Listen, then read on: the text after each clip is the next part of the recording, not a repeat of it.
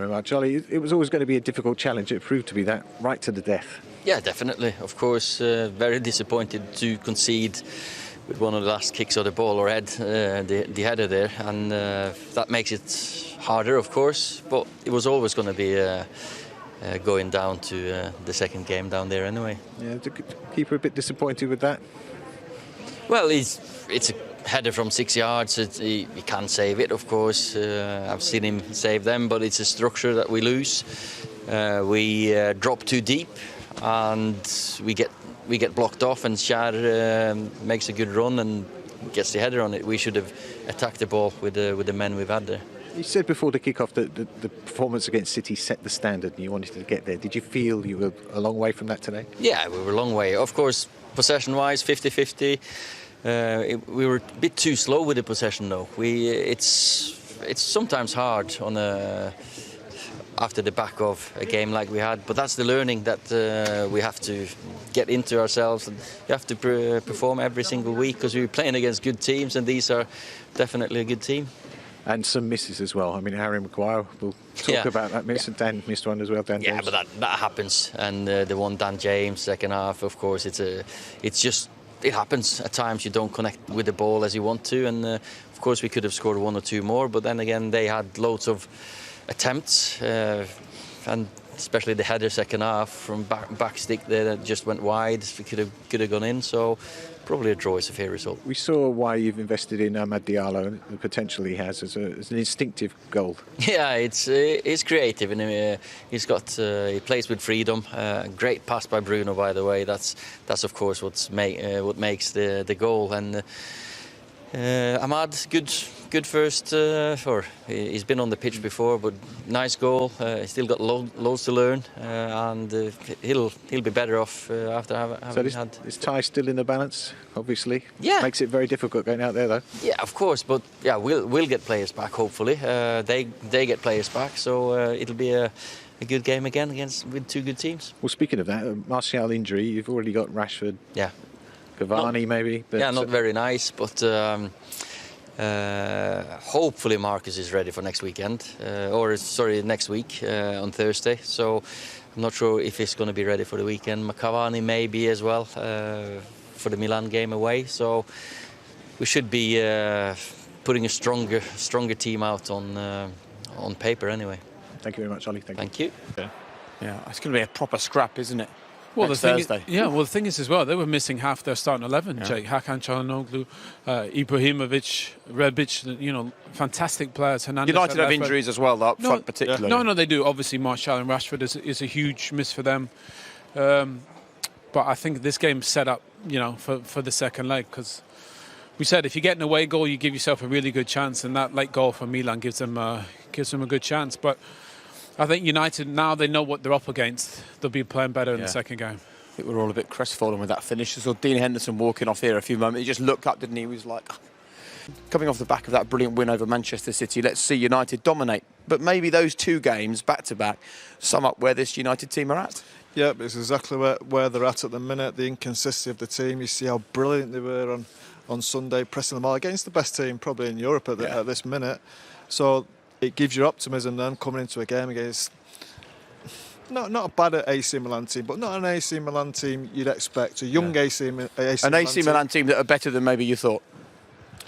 Tonight, yeah, I think so. They definitely surprised me. I thought they were really good. As I say, good young players. Kessie was excellent. They got a little bit of experience in there as well, don't forget. I know the keeper's very young, but he's been around a long time. He's a really good keeper. The centre half has been around quite a bit.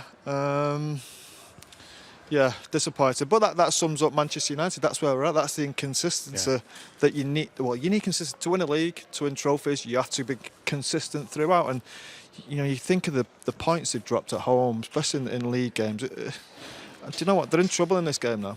They're lucky. They're very lucky. They snatched your hand off for that 1-1 tonight after the way they performed. And going away next week, if you've not got Martial, you've not got Rashford. I'll tell you what, it could be tricky. It was tricky, to be fair. Tricky already. No, it was tricky. And to be fair, I think United didn't play as well as they could have. But you got to put a lot of credit to that young AC Milan team, the youngest in the Serie A. Came here, we thought they'd sit in, just be happy to be embrace the occasion. But they were fabulous, honestly. They were confident. Brahim Diaz played great. I thought Tomori again, he played great.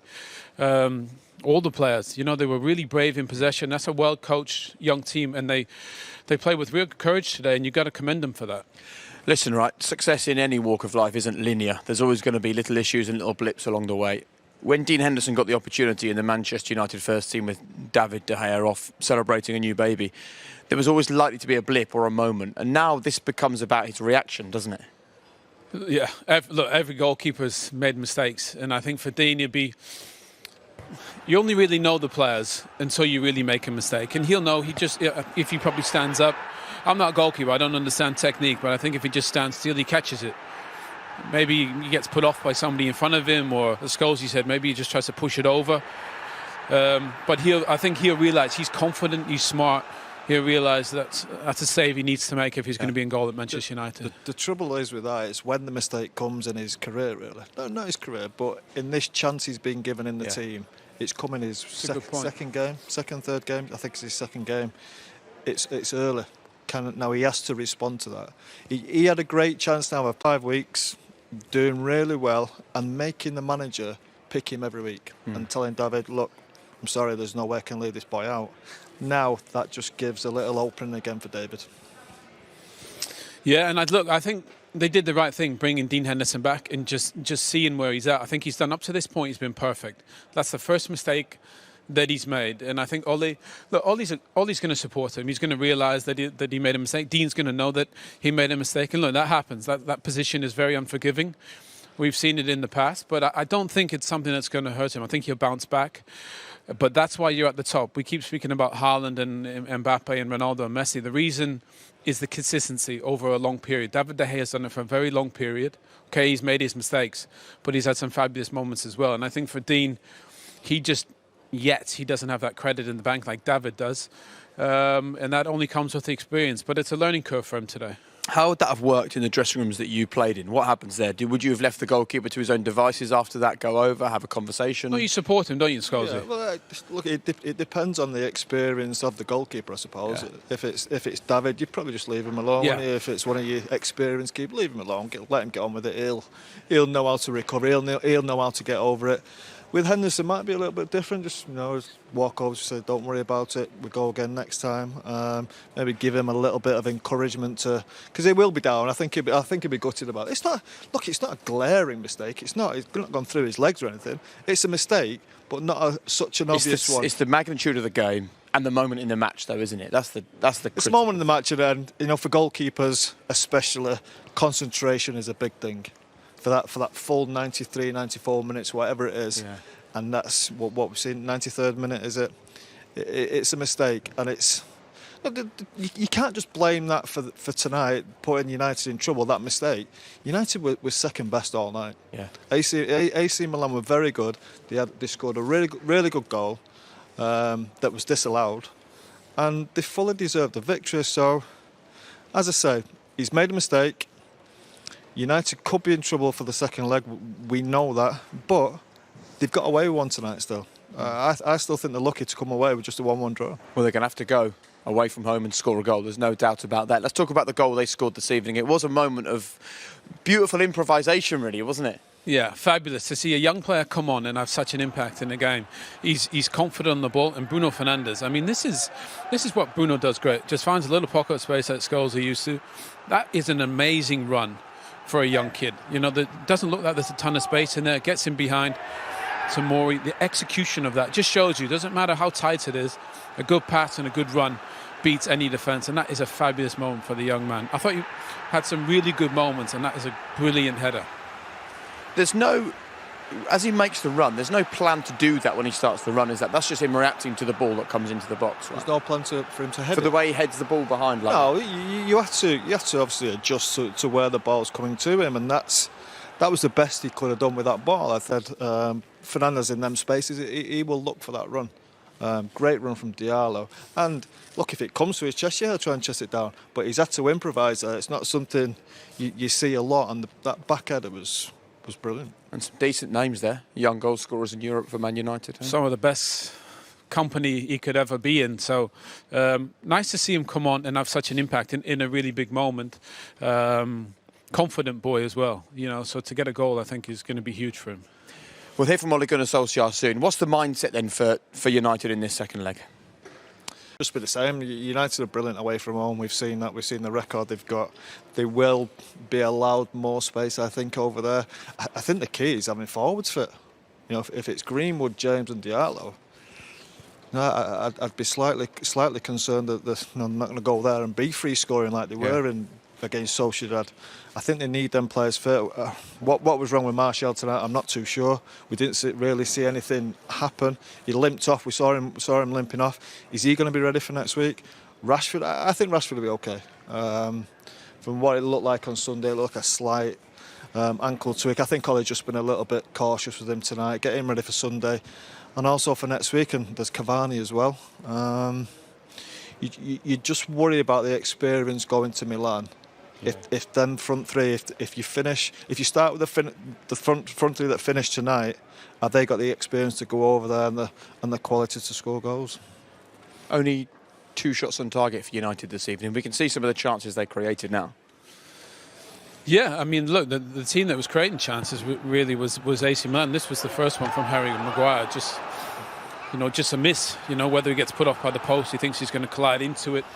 But that was really their first opportunity, and didn't create really a ton of clear-cut ones. Maybe that one comes a bit quick to Dan James, but you'd have to say, as Scholes said, AC Milan had the better chances, without question. And I think for Ole, because this is such a young team and it's not full of superstars like they used to be, maybe they didn't really know the players up against them. They were surprised how brave they were in possession. They dominated the midfield. I thought they were terrific, AC Milan in midfield. And I think going into the second leg now, they'll have a much clearer picture of who they're up against, and they'll have to step it up a couple gears. Yeah, maybe in some ways that's a good thing. They'll go into the next game. I mean, they had 15 attempts this evening, Milan.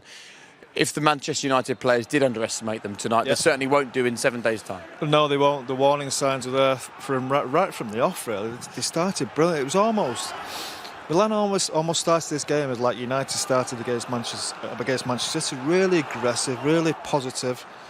Did everything to try and score goals, threw men forward, and United just weren't ready for it. They just weren't at the races at all tonight.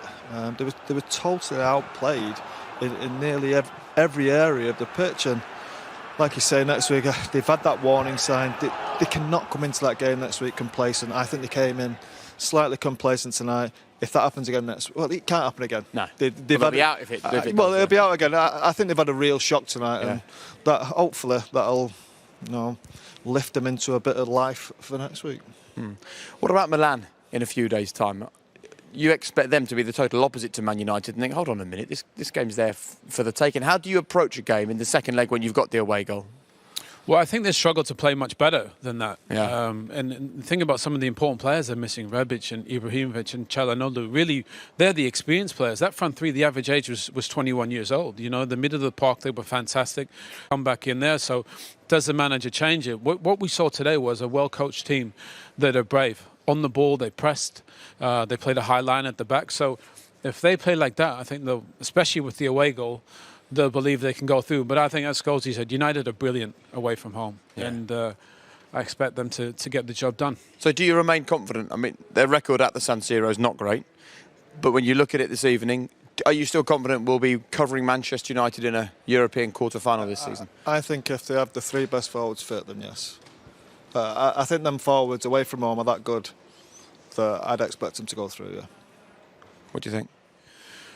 Yeah, they need to. They need to. It's important that they win a trophy. They're one of the best teams left in this competition. Look, they learned something tonight against a really good young AC Milan team, and they need to be better in the second leg. Knockout competition, you need to find a way. And I think Ole Gunnar, so far in these big moments when he's needed something, he's found something. And if they get a performance like they did against City, then they're going through.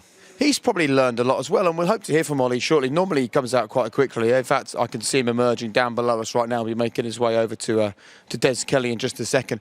The frustration for him is that some weeks they're great, other weeks they're not. He has to try and solve this problem, doesn't he? A bit inconsistency. He does, yeah. Look, that's been the problem all year. As much as he's doing on the training pitch, sometimes it's just about attitude. Yeah. I think he knows the quality's there. We've seen the qualities there. He has to try and get the best out of his players and make sure their attitude's right to go into these type of games.